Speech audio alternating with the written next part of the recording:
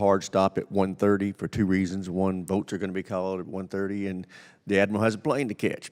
With that, Mr. Alford of Missouri is recognized for 5 minutes. Thank you, Chairman. Thank you, Admiral Harris, and thank you, Dr. Sisson. I'm honored to represent two very prestigious military bases in our district, that being Whiteman Air Force Base, home to the B-2 stealth bomber, and of course Fort Leonard Wood, that trains more than 80,000 military and civilian personnel each year. Recent Chinese surveillance balloon that flew unchecked over our U.S. airspace and my home state of Missouri and directly over Whiteman Air Force Base really reconfirmed what we already knew, that China is our #1 national security threat. We cannot allow China to walk all over us and outpace us militarily. When we project weakness on the world stage, as the Biden administration has done, China and other adversaries will take advantage, and they are. I'm extremely concerned about the lackluster approach the Biden administration has utilized with our armed forces. We are not moving fast enough when it comes to ramping up our military capabilities to meet the threats of today and the future. Heck, we're more concerned about which pronouns we're going to use than we are defending our great nation. Currently, we have the smallest and oldest bomber force since post-World War II, and China surpasses us with the world's largest Navy. I sincerely hope that, especially after the Chinese balloon fiasco, that we wake up as Americans, as a nation, to accelerate where we can the necessary military assets to deter China. And now my questions to each of you. I'll start with you, Admiral. Do you agree with General Minahan's assessment? Will we be at war with China within 2 years? No. Why not? As I've said before, I'm less concerned about a date certain than I am of the readiness of the force to respond to any contingency that arises anytime.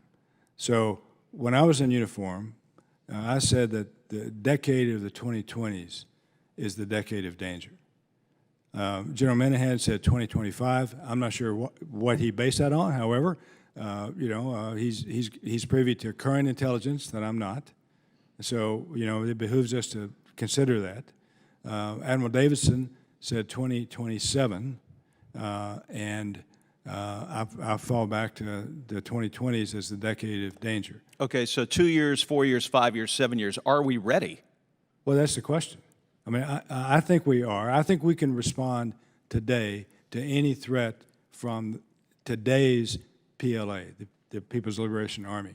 If we don't continue to invest and innovate, then in 5, 6, 7, 8 years, pick a time frame, we might not be able to compete levelly with the joint force across all domains, and that's the concern.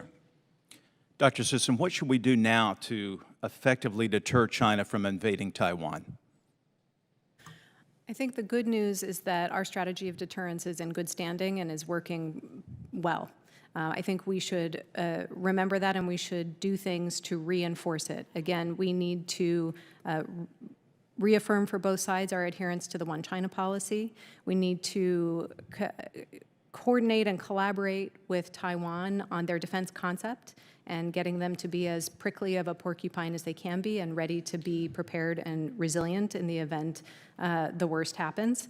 And then internally here in the United States, I think we need to do some planning. We need to have coordinated across the interagency any number of options that we could use to respond quickly and effectively if we saw indications and warnings that we were concerned about emanating from the PLA.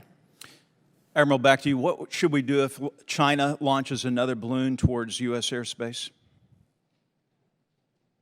Well, we need to assess it and to see what kind of balloon it is.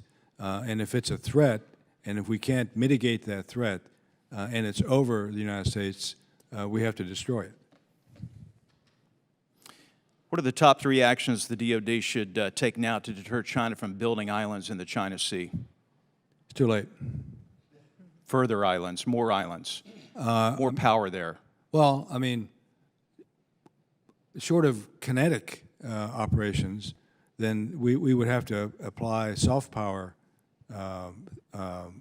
measures, including potentially threatening China's economic strength, strengthen them or challenge them in the financial sectors and things like that. But they have already built 6 or 7 major military bases. Gentleman's time's expired. Chair, and I recognize the gentleman middle from of the California, Mr.